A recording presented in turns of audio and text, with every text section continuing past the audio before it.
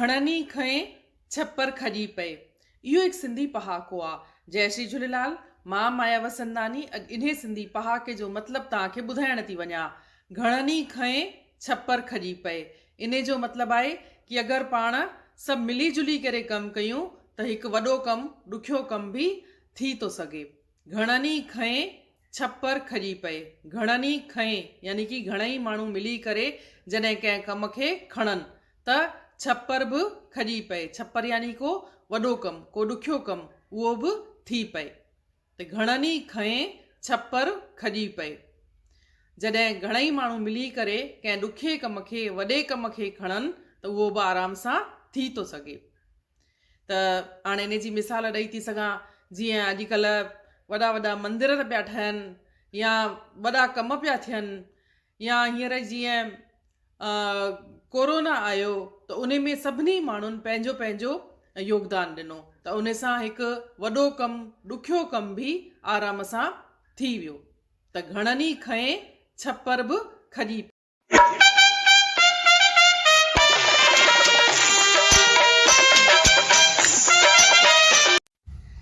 याव तते खां खुड़ी तती चङी।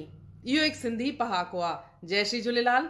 मां माया वसंदानी इन्हे सिंधी पहाके जो मतिलबु तव्हांखे ॿुधाइण थी वञा। याव तते खां खुड़ी तती चङी। इन जो मतिलबु आहे कि जॾहिं पाण खे कावड़ अचे त उथी करे हली वञण ई बेटर हूंदो आहे, उथी करे हली वञण ई सुठो हूंदो आहे।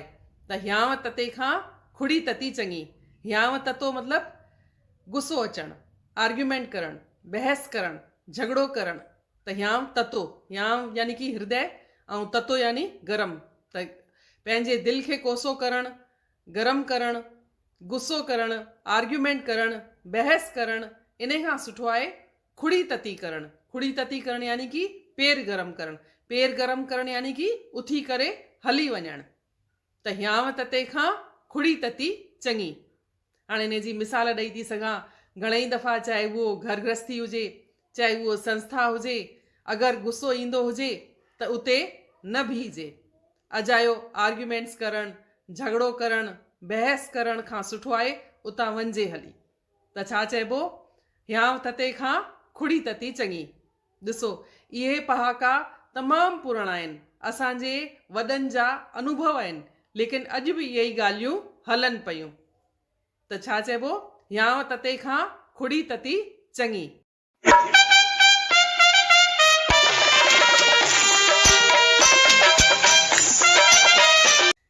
हिकिड़ो चवे ॿियो मञे, तिंजो पोरियो धणी बि न भञे। इहो हिकु सिंधी पहाको आहे। जय श्री झूलेलाल। मां माया वसंदानी इन्हे सिंधी पहाके जो मतिलबु तव्हांखे ॿुधाइण थी वञा।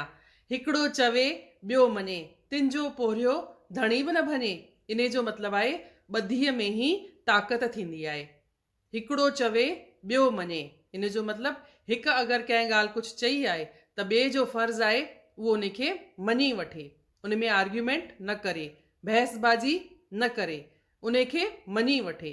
त तिंजो पोरियो धणी बि न भञे, मतिलबु अगरि उहे ॿई मिली करे कुझु कमु कनि था शांतीअ सां, हिक ॿिए जे चए अनुसार कमु कनि था, त उन्हनि जो कयल कमु, उन्हनि जो कयल हार्डवर्क खे धणी यानी भॻवान बि सकारतो ई कंदो आहे, उनखे बेकार न कंदो।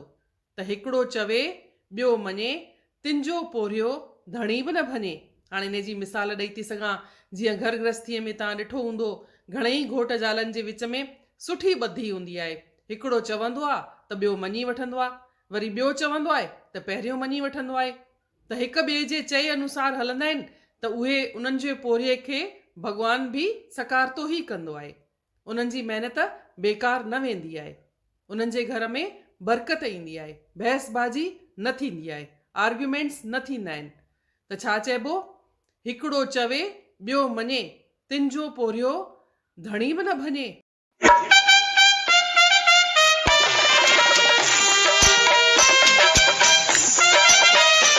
खरियल पुट ऐं मुंधल सुट वेल कीन विञाईंदा। इहो हिकु सिंधी पहाको आहे। जय श्री झूलेलाल। मां माया वसंदानी इन्हे सिंधी पहाके जो मतिलबु तव्हांखे ॿुधाइण थी वञा। खरियल पुट ऐं मुंधल सुट वेल न विञाईंदा। इन जो मतिलबु आहे कि अगरि तव्हां केॾी महिल तकलीफ़ में आहियो ऐं तव्हांजो पुटु खरियल आहे या तव्हां वटि सुट जेको आहे उहो मुंझी पियो आहे त उहे तव्हांखे साथ निभाइण न छॾींदा, उहे तव्हांखे वरी बि कम में ईंदा। यानी कि मुसीबत जे टाइम में केरु इंसान या का शइ तव्हांखे कम में थी अचे त इहो पहाको उन जे लाइ वापराइबो आहे कि मुंधल सुट ऐं खरियल पुट वेल कान विञाईंदा। हाणे इन जी मिसाल ॾेई थी सघां, तव्हांजो सॻो पुटु भले ई ऐबी हुजे, ग़रीब हुजे, परेशानीअ में हुजे, पर तव्हांखे अगरि उन जी ज़रूरत आहे त हू साम्हूं अची करे बीहंदो ई, तव्हांखे हू मदद करण जी कोशिशि कंदो, भले ई दुनिया जी नज़रुनि में हू ऐबी आहे, हू ख़राबु आहे, ॾिंगो आहे, खरियल आहे, हुन में घणेई कमियूं आहिनि, पर तॾहिं बि हू तव्हांजो साथ निभाईंदो ई निभाईंदो। ऐं ईअं ई सुट चइबो आहे धागे खे, धागो मुंझी पियो आहे, बिल्कुलु हिकदमि तव्हां हुन मां रील वांगुरु कढी नथा सघो, लेकिन तव्हांखे अगरि तमामु धागे जी ज़रूरत आहे त तव्हां हुन मुंधल सुट मां बि कुझु न कुझु टुकड़ा कढी करे हुनखे कम में आणे था सघो। त छा चइबो, खरियल पुट ऐं मुंधल सुट वेल कीन विञाईंदा, तव्हांखे वरी बि कम में ईंदा, त इन्हनि जो साथ बि न छॾिजे। त खरियल पुट ऐं मुंधल सुट वेल कीन विञाईंदा।